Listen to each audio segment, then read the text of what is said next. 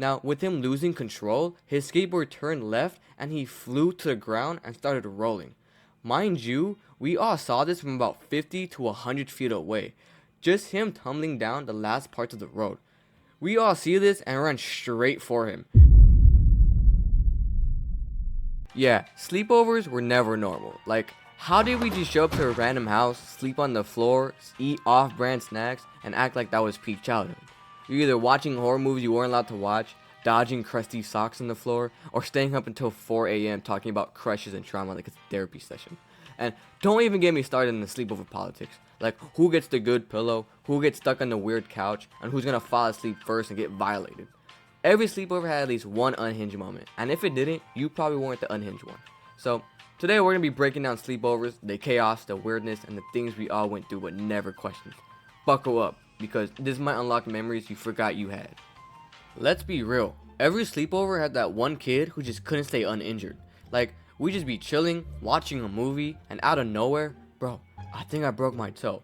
And the worst part, they always acted like it was normal. You'd be like, are you good? They'd say, yeah, I'm fine. Happens all the time. Bro, that's not supposed to happen all the time. Like, there was just one time where the whole family was at one of my cousin's community pool, and my older cousin had thought of the idea to go back to his house to get waters and to chill.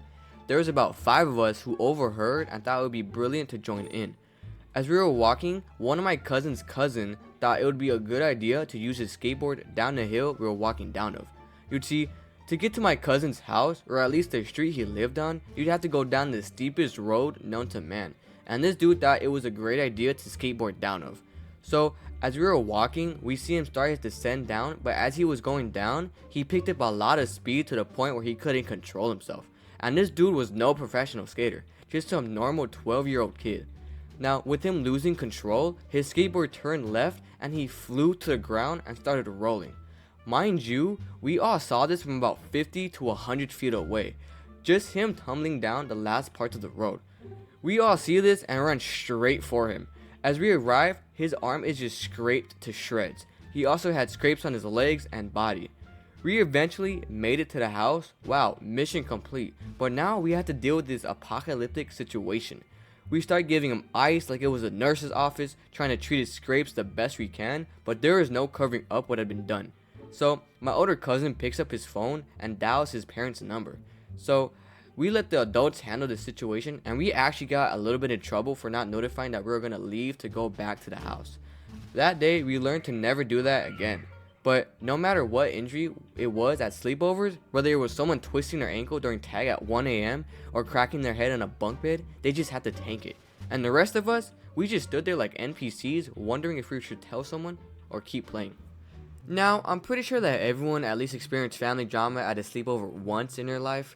Now, this was uncomfortable every single time. You're sitting in the living room, everything's cool, and then boom, the mom's yelling, the older brother slams the door, the dad's pacing, and you're just sitting there with a Mountain Dew like, should I be here for this? It always felt like you accidentally bought front row tickets to a live episode of Keeping Up with the Family Trauma, and the friend or family member who invited you either completely unbothered or just straight up embarrassed at what is happening.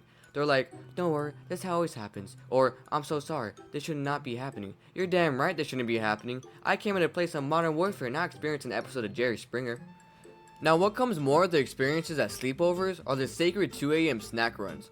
This was a mission. You and your friends would tiptoe like secret agents, open a bag of chips, and try to eat them quietly. But chips at night, louder than a jet engine. And there's always that one person who just doesn't get the assignment. Yo, do you have hot sauce? Now you're all holding in laughter, the dog's barking, the hallway light turns on, and you just know you're cooked. This next experience was one of the many times these snack runs have happened. Since my older cousin got his license, sleepovers would hit different because we could basically go anywhere we wanted. Amusement park? No problem. Thrifting? Let's do it. You name it. But this one particular time was when me and my cousin's little brother wanted to hit up the local gas station at 1 in the morning. My older cousin was hesitant at first, but we bugged him so much he decided why not. As we were waiting for him, tell me why me and this dude's little brother started horsing around in the upstairs living room. We started to go a little too crazy when all of a sudden we crashed into the small table that's up there. A huge crash was just sent through the entire house. As soon as this happened, my older cousin walks out and is just disappointed we couldn't wait just 5 minutes. But we don't even care what he is saying because we were so focused on whether his parents have woken up from the loud noise. But yeah, come on, that crash might as well just been an alarm clock for them. After waiting for about a minute or two, we realized that they haven't been woken up. Thank God. But we ended up driving to the gas station, picking up snacks, and ending the day off on a banger. But who knows what would have happened if his parents had woken up.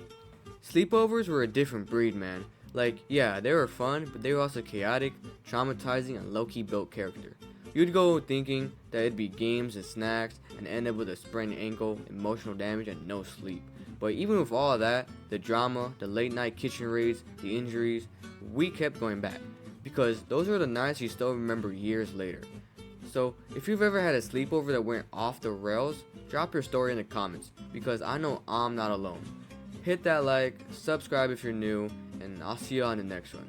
And if you're watching this at a sleepover right now, just know it's probably already going downhill.